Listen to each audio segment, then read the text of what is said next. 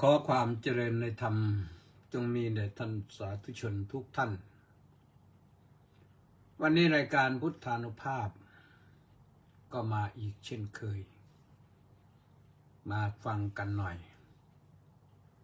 วันอาทิตย์ที่ 4 พฤษภาคมพระพุทธศักราช 2568 ขึ้น 9 ค่ำเดือน 6 ก็ฟังกันนะก็นิดๆหน่อยๆ30 นาทีเดี๋ยวก็จบก็วันนี้ก็ต้องขอทักทายอนุโมทนากับอังเกิลน้อยอีกเช่นเคยนะพร้อมด้วย FC ทั้งหลาย649 คนที่ออนไลน์ก็มาพร้อมรายการแล้วก็อนุโมทนากับคุณโยมวรนันท์ขาวศรีร่วมกองบุญหนุนกองธรรมมา500 บาทตั้งแต่วันที่29นู่นเมษายนแต่ว่าโอนมาตอนดึกก็เลยลืมชื่อว่ามาอยู่ตรงไหนเพิ่งจะนึกได้หาเจอแล้วก็ต่อมาก็คุณโยมนางสาววัลภาบุญทรัพย์500 บาทอนุโมทนาสาธุนะนี่ก็เป็นเมื่อวานจากนั้นก็เป็นคุณโยมคิมจันทมาศ500 บาทเช่นเดียวกันโอนมาเมื่อวานเหมือนกันอนุโมทนาสาธุสาธุนะแล้วก็มาถึงคุณโยมนางสาวชบาจันทองโอนเข้าร่วมกองบุญหนุนกองธรรมมา50 บาทอันนี้ก็มาตั้งแต่7 โมงเช้าวันนี้อนุโมทนาสาธุนะ จากนั้นก็มาถึงวินัยลักษณะวิราชวินัยลักษณะวิราชก็โอนมาเมื่อ8 โมงเช้า8 โมง 23 นาทีก็ 1,000 บาทอนุโมทนาสาธุสาธุสาธุนะแล้วก็มีคุณโยมป้าสุมาลีกอมณีโอนมาเมื่อ14:22 นาทีวันนี้300 บาทอนุโมทนาสาธุนะแล้วคุณโยมป้าปราณีกุล่านี่ก็ติดกัน14-22 300 บาทเช่นเดียวกันอนุโมทนาสาธุนะขอให้สุขสบายกายใจเจ็บป่วยไข้อะไรอยู่ก็ขอให้หายเจ็บหายป่วยถ้าไม่ป่วยก็อย่าได้ป่วยให้มีสุขภาพพลานามัยสมบูรณ์ด้วยบุญกันทุกท่านนะญาติโยมจะร่วมบุญกับกองบุญหนุนกองธรรมรายการพุทธานุภาพได้ที่ธนาคารกรุงไทยนะโอนเข้ามาเลยธนาคารกรุงไทยเลขที่บัญชี026-080-070-070-02870โอนได้ตลอด24 ชั่วโมงเขาก็บอกให้ทราบรายงานให้ทราบอยู่นั่นแหละนะวันนี้มีภารกิจภาคเช้าก็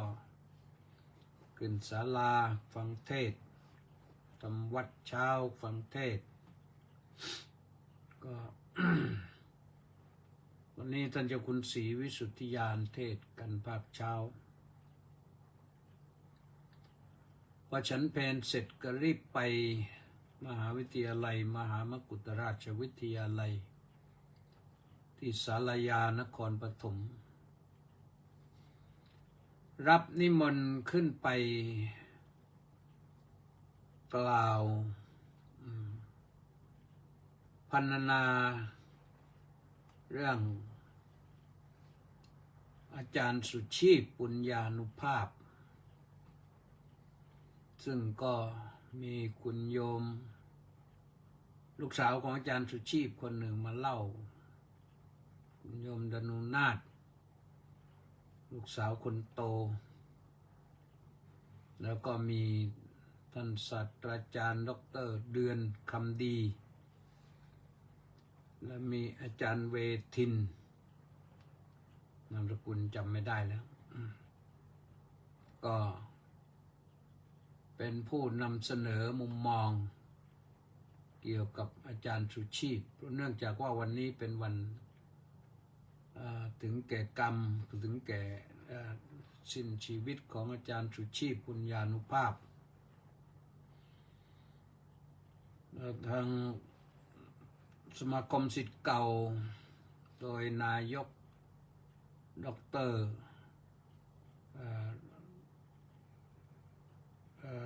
ธีรพงษ์สุขเมืองอดีตนายกสมาคมศิษย์เก่ามมร.ตั้งมูลนิธิสำหรับอาจารย์สุชีพไว้เป็นไม่ใช่เพื่ออาจารย์สุชีพแต่มูลนิธิอาจารย์มูลนิธิสุชีพปุญญานุภาพเพื่อนักศึกษามมร.รุ่นน้องๆปัจจุบันนี่แหละแล้วก็อนาคตวันนี้ก็จัดกิจกรรมตั้งแต่ภาคเช้ามาถึงบ่ายดำเนินการเชิญชวนให้วิทยากรได้แสดงวิสัยทัศน์ของตนเกี่ยวกับอาจารย์สุชีพปุญญานุภาพก็ว่ากันไปตั้งแต่เที่ยงครึ่งไปถึงบ่าย2:45ก็ว่าไปเนื่องจากว่าอาจารย์สุชีพปุญญานุภาพนั้นโดยตำแหน่งแล้วก็เป็นอธิการบดีมหาวิทยาลัยมหามกุฏราชวิทยาลัยเนี่ยเป็นคนแรกแต่ในสมัยนั้นก็ไม่เรียกว่าอธิการบดีก็เรียกว่าเลขาธิการและมหาวิทยาลัยก็เป็นสภาการศึกษามหามกุฏราชวิทยาลัยและก็เป็นสถาบันจัดการศึกษาระดับอุดมศึกษาของสงฆ์สมัยนั้นอาจารย์สุชีพปุญญานุภาพก็ยังเป็นพระก็เป็นพระศรีวิสุทธิญาณวันนี้ภาคเช้าเลยฟังพระศรีวิสุทธิญาณเทศน์และภาคบ่ายก็ไปกล่าวถึงคุณงามความดีของพระศรีวิสุทธิญาณแล้วก็มาเป็นสุชีพปุญญานุภาพจบแล้วก็ลงจากเวทีทักทายสนทนาคนโน้นคนนี้บ้างนิดหน่อยแล้วก็กลับวัดมาส่งท่านเจ้าคุณราชพิสารมุนีวัดมกุฏกษัตริยารามแล้วก็กลับต่อมาถึงวัดในขณะนั้นก็มีคณะจากปริยนธรรมสมาคมมามุทิตาจิตที่ในโอกาสที่ได้รับแต่งตั้งเป็นเจ้าคณะภาคใหม่อีกครั้งหนึ่งเป็นภาค17-18ธรรมยุทธก็ดูแลตั้งแต่จังหวัดระนองพังงากระบี่ภูเก็ตตรังแล้วก็สงขลาสตูลพัทลุงปัตตานียะลานราธิวาสก็11 จังหวัดดูแลสงฆ์นะไม่ใช่ดูแลบ้านเมืองดูแลสงฆ์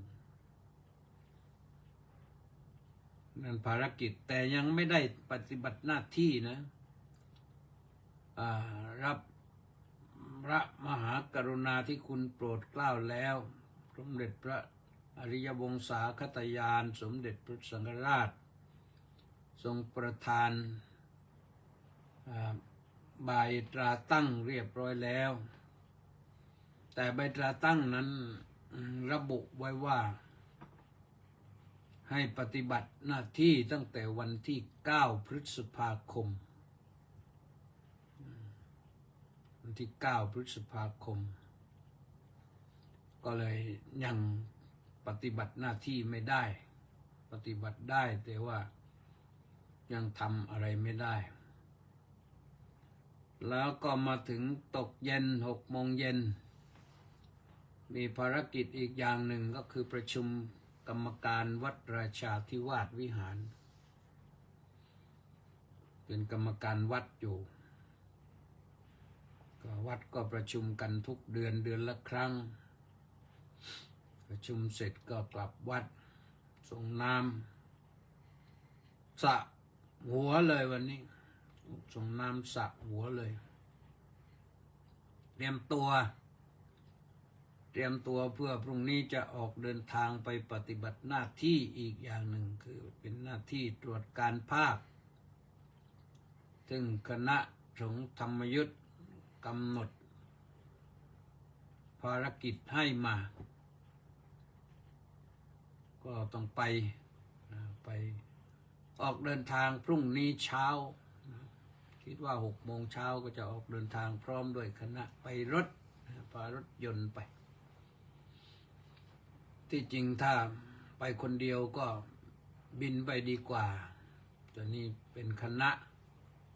ก็เลยพารถไปเพื่อความสบายได้สนทนาอะไรกันไปบ้างก็ต้องเดินทางนะอนุโมทนาบุญกับคุณโยมแปะนันทิการถวายปัจจัยส่วนหนึ่งนะมาเป็นค่าน้ำมันนี่คาดว่าต้องไปรถ2 คันคาดว่าจะต้องใช้ไปประมาณสักน่าจะ15,000ประมาณนั้นต้องไปทั้งกลับนี่รถ2 คันอาจจะถึง3 คันนี่ก็ว่าไปเราก็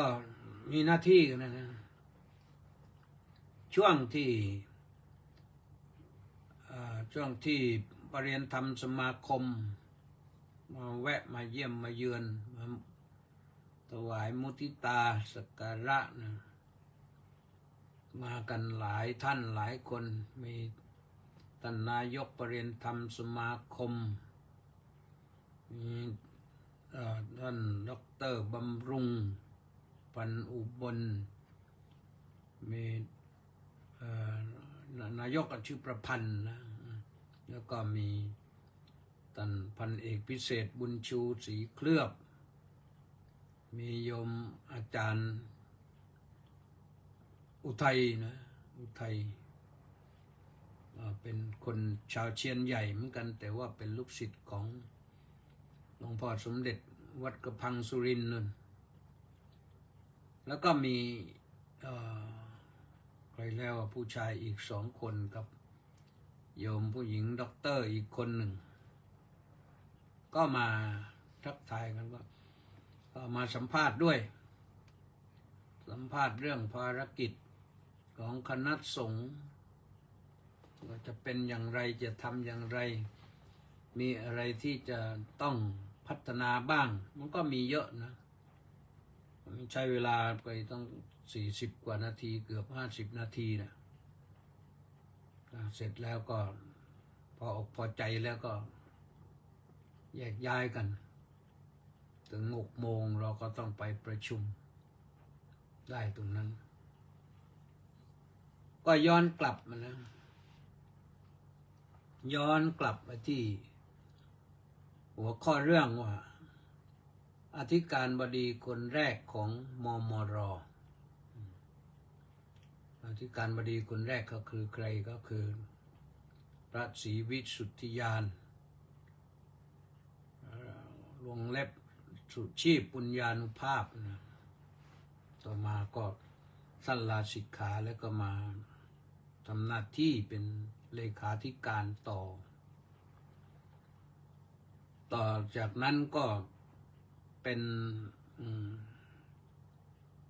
พระมหาประยูนสันตังกุโรสมณศักดิ์สุดท้ายก็คือสมเด็จพระญาณวโรดมเจ้าอาวาสวัดเทพศิรินทราวาส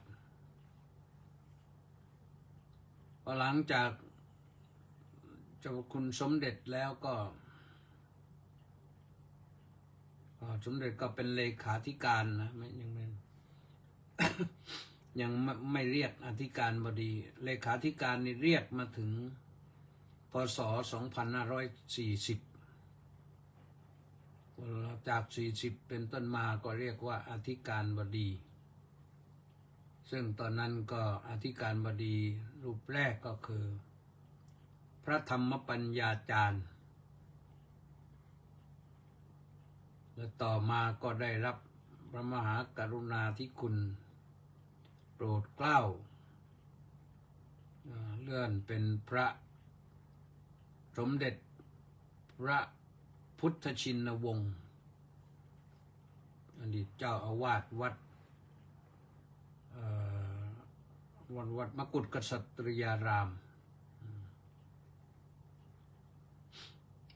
แล้วต่อมาก็พระหนุ่มเนนน้อยทีนี้มาถึงพระราช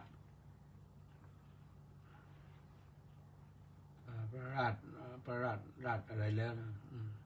ตอนนี้ก็เป็นพระพรหมวชิราจารย์นะแสวงธรรมเมสโกนะวัดบวรแล้วก็มาถึงพระราชบัณฑิตปัจจุบันก็เป็นพระเทพบัณฑิตแล้วก็มาถึงปัจจุบันองค์ปัจจุบันก็คือพระธรรมวชิระจินดาภรณ์ว่ากันถึงอาจารย์สุชีพอาจารย์สุชีพนั้นท่านมีคุณูปการมากอุปนิสัยท่านน่ารักนะอุปนิสัยท่านน่ารักมากๆพระให้ความเกรงใจให้ความเกรงใจท่านเป็นสัมมาปฏิปทาจริงๆปฏิบัติเรียบร้อยตอนที่ท่านลาสิกขาไปแล้วนี่ไปเป็นฆราวาสแล้วนี่มาก็ยังมาช่วยสอนตลอดแต่ก่อนก็เป็นตำแหน่งเลขาธิการพอช่วยสอนนี่ก็เคารพพระหนุ่มเนนน้อย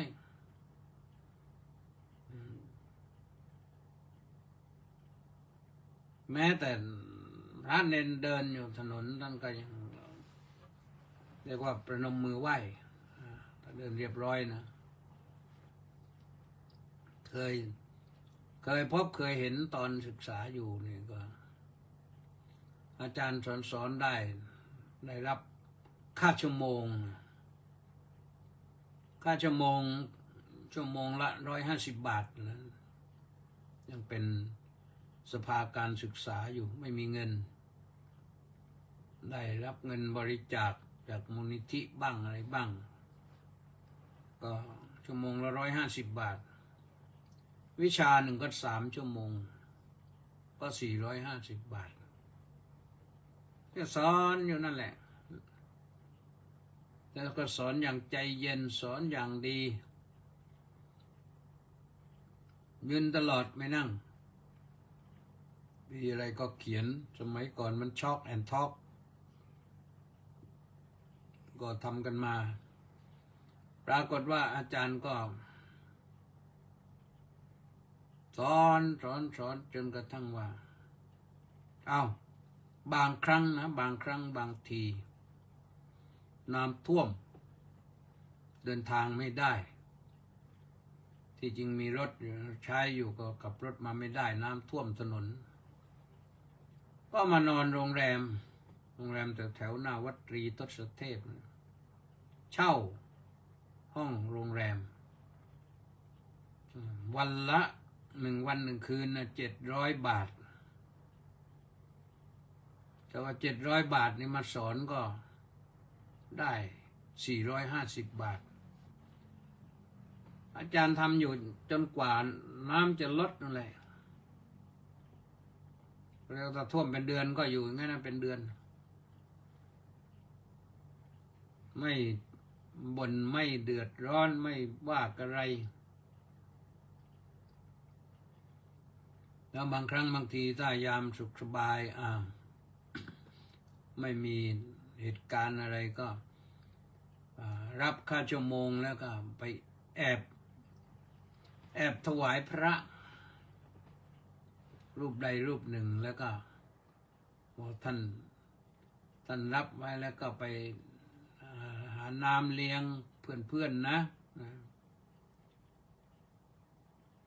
ก็อย่าไปบอกใครนะอย่าไปบอกใครอันนี้ว่าอะไรล่ะเนี่ยธราเทพจันสกุลบอกว่านรงฤทธิ์ทองแม้นสถานีวิทยุโทรทัศน์ดีๆทวีองค์การศาสนาพุทธโลกพิสิทธิ์คล้ายสอนเจริญแล้วก็ราเชนว่าอะไรยังอ่านไม่หมดนะศิวะเสาแก้วนมัสการท่านเจ้าคุณพระธรรมกิติเมธีและท่านพระครูประหลัดนรงฤทธิ์ครับโอ้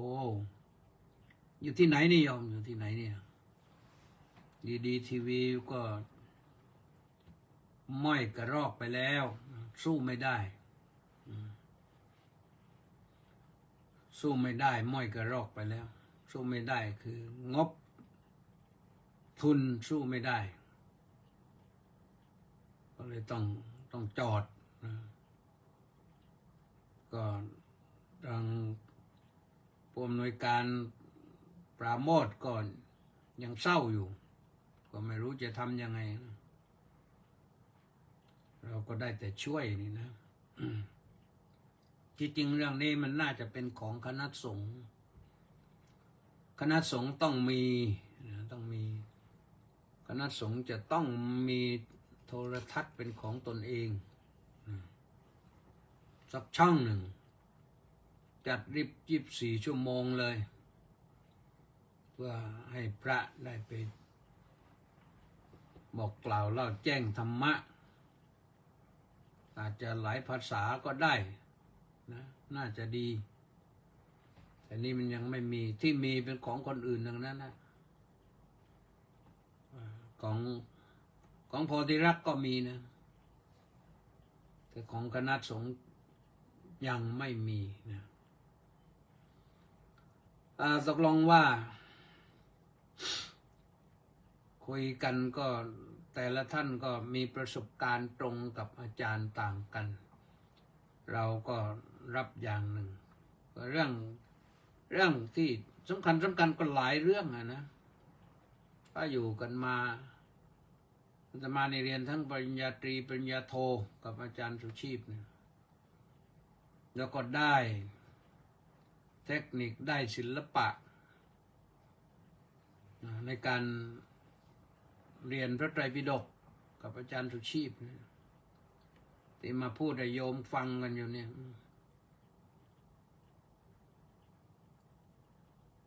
พูดยังไงบ้างโยมฟังได้ไหมเคยได้ยินไหมพระมะสามัญญอัมวัฏฐะโชนะกูตะมหาลิจาลิโยสีหโปทัสสุโภเกวัตโตโลหิตจเตวิชเตระสาพระไตรปิฎกเล่ม 9ว่าถึงเรื่องพรหมชาลสูตรสามัญญผลสูตรอัมพัทธสูตรโสนทันตสูตรกูตะทันตสูตร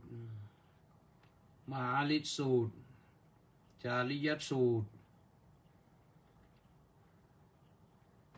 สีหนาฏสูตรโปฏปาทสูตรแล้วก็มีอะไรอีกนะสุภสูตร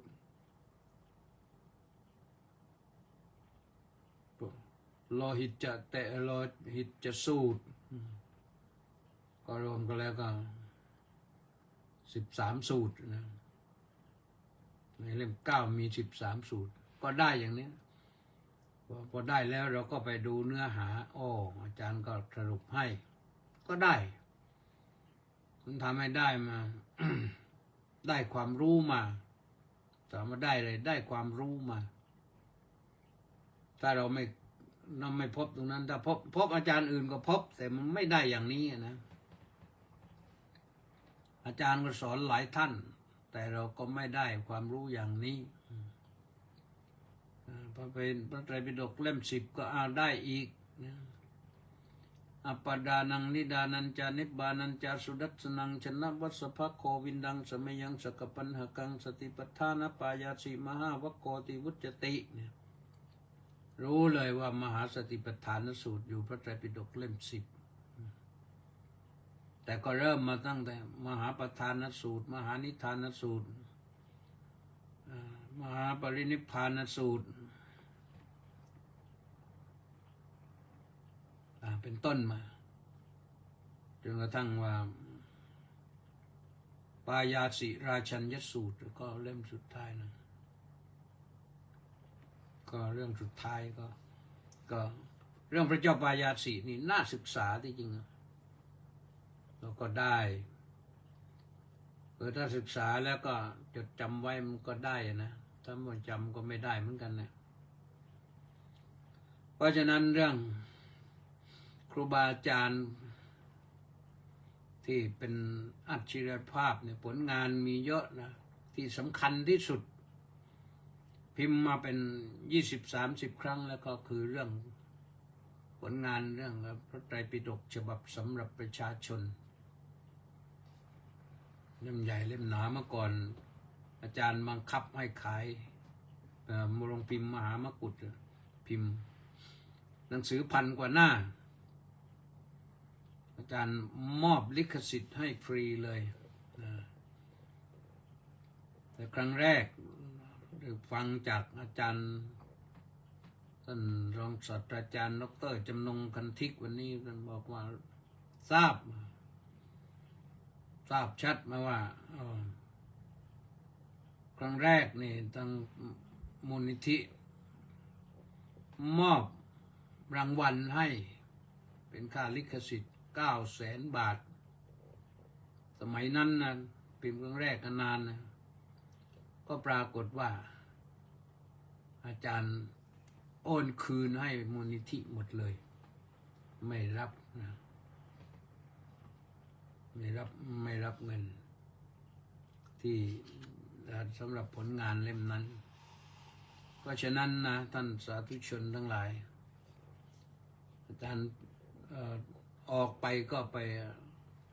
ทำงานรับราชการก็เป็นที่เรียบร้อยตอบปัญหาจนนาทีสุดท้ายแห่งชีวิตตอบปัญหาธรรมะนะเพราะฉะนั้นเราก็ได้ทราบเรียกว่าลูกศิษย์นี่เป็นที่ปลื้มกันสำหรับอาจารย์สุชีพนะไม่มีมุมด่างพร้อยเลยแล้วก็สอนดีสอนไม่ยากแต่ว่าทำไม่ได้ก็ไม่ได้เหมือนกันนะถ้าทำไม่ได้ก็คือไม่ให้ถามมันลูกศิษย์มีตกไม่ตกไม่ว่าตามที่อาจารย์ว่าก็ตกได้นะก็ถึงวันนี้แล้วก็ขอให้อาจารย์ได้เสวยสุขสมบัติในสัมปรายภพนั้นไปตราบนานเท่านานเถินนะ เวลาใกล้จะหมดแล้วอ่านรายชื่อหน่อยนะใครมีบ้างวันนี้พระครูสุนทรศรีละคุณวันนี้ท่านไม่ยอมแพ้เลยมาก่อนใครเลยนะสาธุครับ มณีแสงจันทร์บอกว่าน้อมกราบนมัสการสาธุเจ้าค่ะสาธุ แล้วก็สมศรีลักษณะวิราชก็บอกว่าน้อมกราบนมัสการสาธุสาธุสาธุเจ้าค่ะสาธุบินคิมนี่บอกว่ากราบนมัสการพระเดชพระคุณท่านเจ้าคุณอาจารย์ด้วยความเคารพอย่างสูงครับสาธุแล้วก็ยังมีคิมแสกกล้วยกราบนมัสการเจ้าค่ะสาธุสาธุสาธุเจ้าค่ะคิมแสกกล้วยกับอะไรละตะกี้อ่านชื่อคิมแสกกล้วยกับไหนแล้วคิมจันทมาศนี่ไม่แน่ใจว่าคนเดียวกันหรือเปล่านะก็ถ้าคนเดียวกันก็อนุโมทนาสาธุถ้าไม่ใช่คนเดียวกันก็สาธุสาธุอนุโมทนาสาธุเหมือนกันนะป้าจ่ายจินดานนมาจากพังงานนน้อมกราบสาธุสาธุสาธุเจ้าค่ะวันที่7นะป้าจ่ายจินดาจะไปตะลอนอยู่แถววัดควนกะไหลแหละแล้วต่อไปก็เจโสวันนี้ตอบได้หรือเปล่าล่ะกราบนมัสการเจ้าค่ะสาธุแล้วก็มีใครอีกไหมจันทภาดีรัศมีบอกว่าน้อมกราบนมัสการสาธุค่ะสาธุแล้วก็มีอีกไหมสุมาลักษมีดวงสมสาบอกว่าน้อมกราบเจ้าค่ะสาธุดร.อัญชลีมีสุขสาธุสาธุกราบนมัสการค่ะ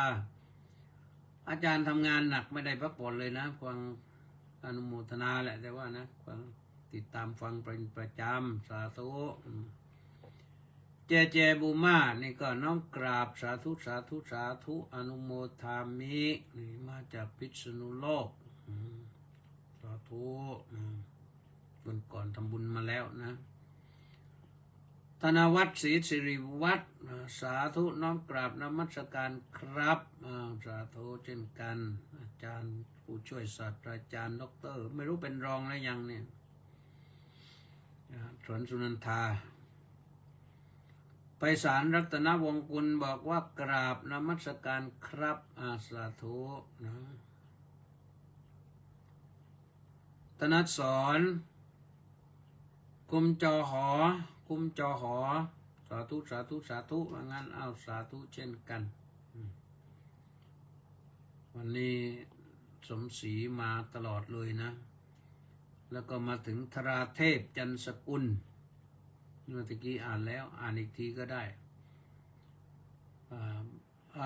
บอกว่านรงฤทธิ์ทองแม่นสถานีวิทยุโทรทัศน์ดีทีวีองค์การศาสนาพุทธโลกพิสิทธิ์คล้ายถอนเจริญราเชนศิวะเสาแก้วนมัสการท่านเจ้าคุณธรรมกิติเมธีและท่านพระครูประหลัดนรงฤทธิ์ครับอนุโมทนาสาธุนะพระมหาฉลองสุจิตโตสาธุสาธุสาธุว่างั้นสาธุครับเล็กวังบุรพานุกูลแก้วสุขกราบสาธุครับว่างั้นสาธุธราเทพมันบอกว่าสดจากอำเภอบางบัวทองจังหวัดนนทบุรีอำเภอที่ตั้งของวัดบางไผ่พระอารามหลวงและวัดบรมราชาการจนาภิเษกอนุสรณ์วัดเล่งเนยยี่โอ้ชื่อยาวนะวัดเล่งเนยยี่ไปอยู่นู่นนะวัดเล่งเนยยี่2ครับโอ้สาธุคิมแสกกล้วยใช่ค่ะคนเดียวกันใช่ค่ะก็คนเดียวกันนะคิมแสกกล้วยก็คิมกับคิมจันทมาศอนุโมทนาสาธุ อีกครั้งหนึ่งนะคำรณแย้มเยือนนี่ก็มาไกลไปอยู่ไหนแล้วนะเมืองบัฟฟาโลกลับหรือยังเนี่ยอยู่นิวยอร์กนั่นเบนคิมบอกว่าวันนี้เป็นวันฉัตรมงคลครับเมื่อคืนพูดไปแล้ววันนี้ก็เลยไม่ได้พูดเนื่องจากว่ามาพูดถึงเรื่องอาจารย์สุชีพนะก็วันฉัตรมงคลก็ในที่สุดก็วันนี้เป็นวันฉัตรมงคลเริ่มตั้งแต่ปีพศ 2562 นะสำหรับพระบาทสมเด็จพระเจ้าอยู่หัวรัชกาลที่ 10 นี้วันที่ 4 พฤษภาคม 2562 เพราะฉะนั้นวันนี้ก็ในนามรายการพุทธานุภาพก็ถวายพระพรชัยมงคลนะให้พระองค์ทรงมั่นคงในมหาสวรรค์นำรงสิริราชสมบัติไปนานๆเป็นมิ่งเป็นขวัญเป็นร่มโพร่มไทรของพระสงฆ์นิกรปวงชนชาวไทยไปตราบนานเท่านานขอถวายพระพรแล้วก็คำรณเย้มเยือนมาแวบหนึ่งยังมาอยู่แต่ว่าไม่ได้คอมเมนต์อะไรนะวันนี้มันหมดเวลาไปแล้วแหละนะไปเลยไป37เลยไว้7 นาทีแล้วก็เอากันไว้เท่านี้นะก็ความสุขโชคดีจงมีแด่ทุกท่านแจ้งนะพรุ่งนี้มะรืนนี้3 วันนะไม่ได้ออกนะไม่ต้องเดินทางต้องเดินทางกำรณเย้มเยือนก็บอกมาแล้วกราบนมัสการพระเดชพระคุณพระธรรมกิติเมธีจากวัดพุทธดัลลัสเท็กซัสพรุ่งนี้พระเทพสารสุธีและพระวชิระคณาพรทำอะไรกันล่ะจะเดินทางไปวัดวิชิตารามสิวัดวิชิตารามด้วยแคนซัสเพื่ออวยพรวันคล้ายวันเกิดให้พระเทพสารมุนีสุทินปัญญาวโรจันแก้วครบ81 ปีแล้วอาจารย์ครบ81 ปีแล้วขอถวายก็ขอให้อาจารย์อายุมั่นขวัญยืนอยู่ไปโน่นไปถึง100 ปีนู่นแหละสาธุสาธุสาธุนะอาจารย์เหมือนกันนะเนี่ยอาจารย์เหมือนกันเนี่ยอาจารย์สอนนักธรรมชั้นโทนะเนี่ยอาจารย์คุณเทพสารสุมุนีนี่เอาละวันนี้ก็ขอว่ากันไว้เท่านี้ขอความสุขสวัสดีจงมีแด่ทุกท่านนะก็อย่าลืมวันพรุ่งนี้วันมะรืนนี้วันจันทร์อังคารวันพุธไม่ได้ออกทางไม่ได้ไลฟ์สดไม่ออกทางเฟซไลฟ์แต่วิทยุอาจจะได้ออกบ้างนะทางPol1เขาก็มีให้ออกอยู่ต้องส่งเสียงไปออกนะวันนี้ก็ขอเท่านี้